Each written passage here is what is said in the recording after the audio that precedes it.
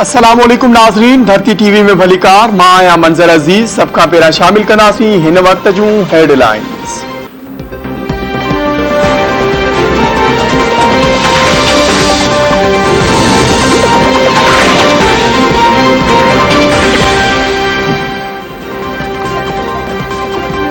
PTI Hamza Shahbaz के 22 जुलाई ताईं वॾे वज़ीर तौर तस्लीम करे वरितो। हुकूमत ऐं अपोजिशन विच में हमजा शहबाज के वॾे वज़ीर बरक़रार रखण ते इत्तफ़ाक़ थी वियो। हमजा शहबाज 22 जुलाई ताईं पंजाब जो वॾो वज़ीर रहंदो। 22 जुलाई ते पंजाब जे वॾे वज़ीर जी चूंड कराइण जो फ़ैसिलो सुप्रीम कोर्ट में। लाहौर हाई कोर्ट जे फ़ैसिले ख़िलाफ़ ॿीहर ॿुधणी। अदालत जी पुछाणे ते पीटीआई जे वकील बाबर अवान चयो त शफ़ाफ़ नंढी चूंड ऐं मख़सूस सीटुनि ते नोटिफिकेशन ताईं हमजा शहबाज वॾे वज़ीर तौर क़बूल आहे। चीफ सेक्रेटरी आईजी ऐं इलेक्शन कमीशन खे कानून मूजिब कम करण जो हुकुम ॾिनो वञे। इलेक्शन कमीशन जे हवाले सां ख़दशा मौजूद आहिनि। चीफ जस्टिस रिमार्क्स ॾिना त अल्लाह जो शुक्र अदा करे थो त ॿई धुरियूं राज़ी थी वियूं आहिनि। ब्यूरोक्रेसी ऐं इलेक्शन कमीशन ज़ाब्ता इख़लाक़ ते सख़्तीअ सां अमल कनि। 22 जुलाई ते वॾे वज़ीर जी चूंड थींदी। अॼु राति या सुबुह ताईं हुकुम जारी कयो वेंदो।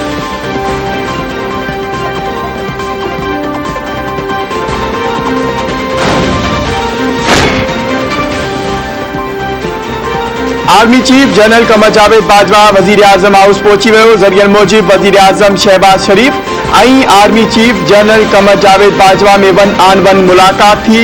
ज़रियन जो चवणु आहे त मुलाक़ात दौरान मुल्की सिक्योरिटी सूरत हाल ते ॻाल्हियूं कयूं वियूं। पाक फ़ौज जे पेशेवराननि मामलनि ते पिणु ख़्यालनि जी ॾे वठि।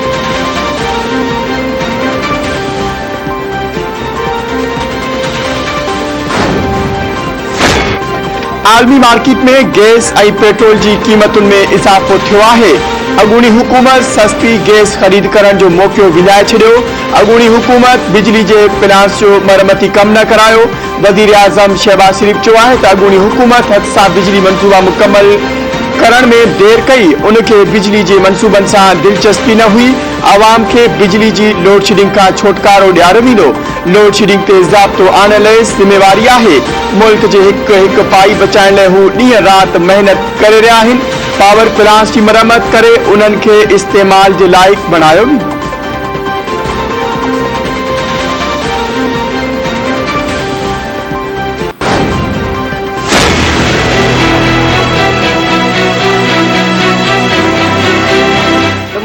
महंगाई जो घट तोड़ महंगाई या महंगाई के खत्म करें। पेट्रोल काथे हो काथे पुजो आहे वो तो साॻे रेट में मिलनि। तव्हां पेट्रोल वधायो था ठीकु आहे, हुननि शयुनि ते कंट्रोल कयो।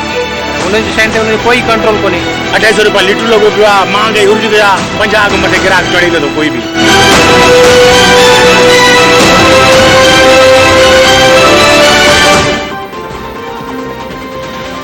पेट्रोल की कीमतुनि में वाद अवाम जूं मतियूं मुंझाए छॾियूं। मुख़्तलिफ़ शहरनि में पेट्रोल इस्मनि ते वाद ख़िलाफ़ शहरियुनि जा एहतजाज।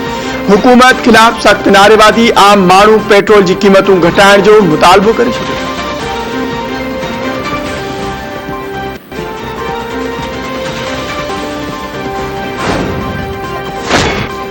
इम्पोर्टेड हुकूमत रूस में सस्तो पेट्रोल खरीद करण बदिरां अवाम ते भार विधो।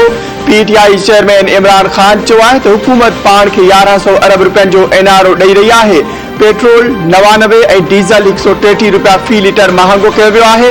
अवाम सुभाणे पीटीआई जे एहतजाज में शिरकत करे।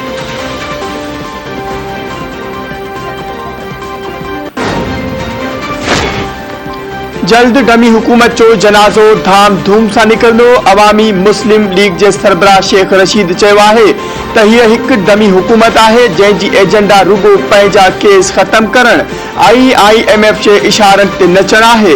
हुकूमत खे को उल्को नाहे त ग़रीब ते छा वहे वापरी रहियो आहे। ही पंहिंजो मलबो ॿियनि मथां विझी पाण हलिया वेंदा।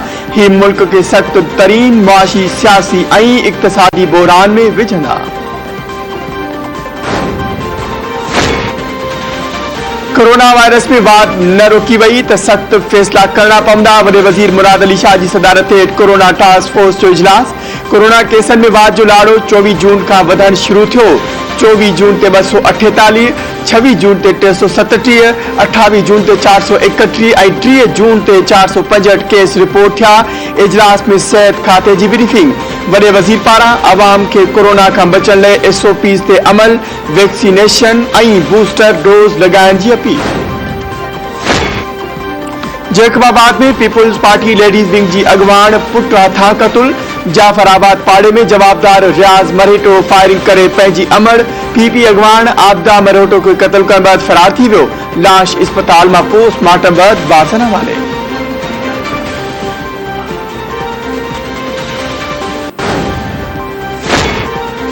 कुंभ में प्लाट जे मामले तां जहिड़ो जवाबदार सहाफ़ी इश्ताक सोडर खे सिरूं हणी बेदर्दी सां क़तल करे छॾियो।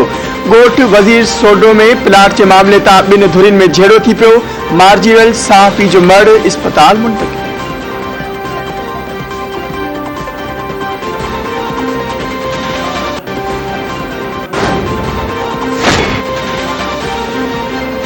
दोदापुर भरिसां कारोकारी जे इल्ज़ाम हेठि जवाबदारनि नारी ऐं नौजवान खे क़तल करे छॾियो। जाफराबाद में जवाबदार शबीर कटोहर कारे इल्ज़ाम हेठि पंहिंजी ज़ाल मेहताब खातून ऐं नौजवान अली मुराद कटोहर खे क़तल करे छॾियो। वाक़िए बैदि जवाबदार फरार। बख्शापुर भरिसां चाचड़ बिरादरी जी ॿिनि धुरियुनि में झेड़ो, हिकु ॼणो मारिजी वियो। ॻोठ रसूल बख्श चाचड़ में गोलियूं लॻण सबबि 40 वरे जो शाहमीर चाचड़ दम ॾिनो। मर्द अस्पताल मुंतकिल। धुरियुनि में छिकताण वधी वई। इलाइक़े में ॾोहकाप। लाड़काने जी शेख ज़ैद वुमेन अस्पताल में औरत फोत। वारसन जो डॉक्टरनि ते गफ़लत जो इल्ज़ाम। अस्पताल इंतजामिया मूजिब मुराद बाहर पाड़े वासण औरत ज़ैनब शेख वेम खां अॻु ई फोत थी वई। औरत जे वारसन जो एहतजाज। संदन चवणु आहे त औरत डॉक्टरनि जी गफ़लत सबबि फोत थी आहे। कंडियारो भरिसां जवाबदार घरू अड़बड़त ते औरत खे क़तल करे छॾियो। ॻोठ इस्माइल करोड़ो में डंडा लॻण सबबि सनम करोड़ो मारिजी वई। पुलिस पहुची नारी जो मर्द अस्पताल मुंतकिल करे छॾियो। उबावड़े भरिसां चाचो भाइटियो अगवा रावती वटि ॻोठ पठाण रिंद वासी ॿिनि ॼणनि फारूक रिंद ऐं संदसि भाइटे सईद रिंद खे अणॼातल हथियारबंद अगवा करे फरार थी विया। मुख़बिन जी मोटरसाइकिल फसल मां हथ आई।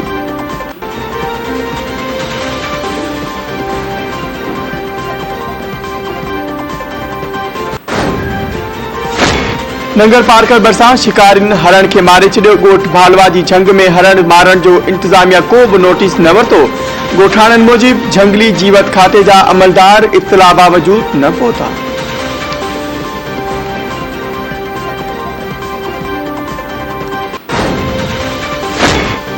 ऐं सिंध में अॼु खां मानसून जी हवाउनि जो सिलसिलो दाख़िल थियण जी अॻकथी। सुभाणे खां कराची में आंधारी ऐं विचोले दर्जे जी बरसात वसण जो इम्कान। मौसमियात खाते मूजिब 3 जुलाई खां 5 जुलाई ताईं कराची में गजगोड़ सां तेज़ मींहुं वसंदो। कराची, हैदराबाद ऐं दादू में शहरी ॿोॾि जा इम्कान आहिनि।